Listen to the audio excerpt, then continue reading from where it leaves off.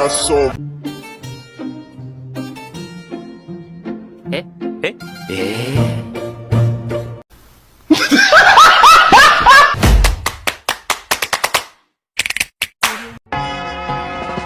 All singing low, all up a ball off of your chain swinging, clang clang, and it costs a lot. Bitch, I'm always at the guala, yeah, and you are not badass beat. Keep on going till you hit the spot.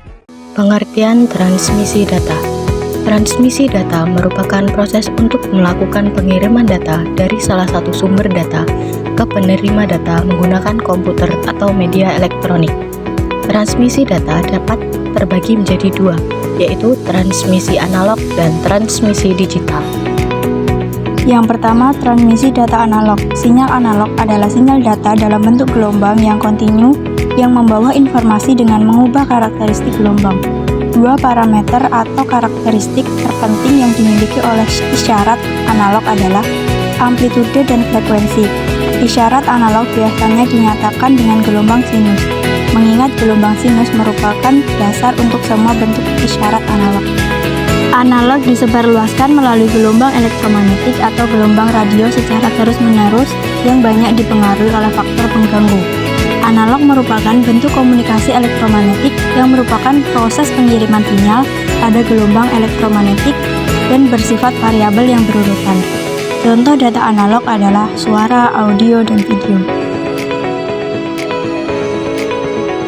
Yang kedua, transmisi data digital.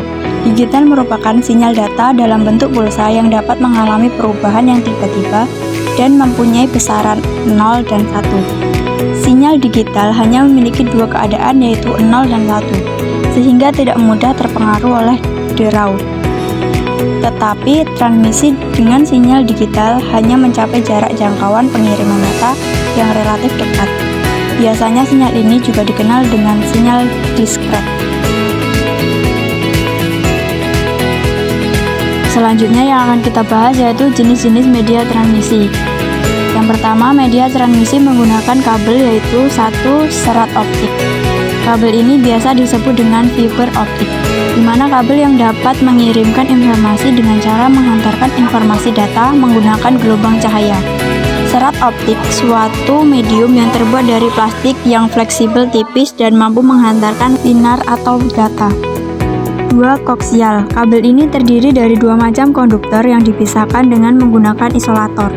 Jenis kabel ini dapat dibagi menjadi dua, yaitu yang pertama kabel koaksial baseband. Jenis ini merupakan kabel 50 ohm yang biasanya digunakan untuk transmisi digital. Kedua, kabel koaksial broadband. Secara umum kabel koaksial jauh lebih mahal dibanding kabel twisted pair, namun kualitas koaksial lebih bagus dibanding twisted pair. Yang kedua, media transmisi tanpa kabel atau nirkabel, yaitu satu, gelombang radio dapat merambat ke segala arah sehingga tidak memerlukan antena parabola, tetapi dapat mengalami gangguan api listrik di udara seperti hujan dan petir. Digunakan pada band very high frequency dan ultra high frequency sebesar 30 MHz sampai 1 GHz. 2. Sistem satelit. Stasiun relay yang letaknya di luar angkasa. Satelit melalui peranti yang disebut transponder yang bertindak sebagai penerima, penguat, dan sekaligus pengirim, menangkap isyarat yang berasal dari stasiun bumi pengirim dan kemudian memancarkan kembali ke stasiun bumi penerima. Contohnya GPS. 3. Inframerah. Teknologi ini dipakai untuk jaringan komputer lokal dalam satu ruangan. Dapat memodulasi cahaya inframerah yang kohoran. Contohnya remote TV. Yang keempat, transmisi satelit. Stasiun relay yang langsung ke rumah-rumah.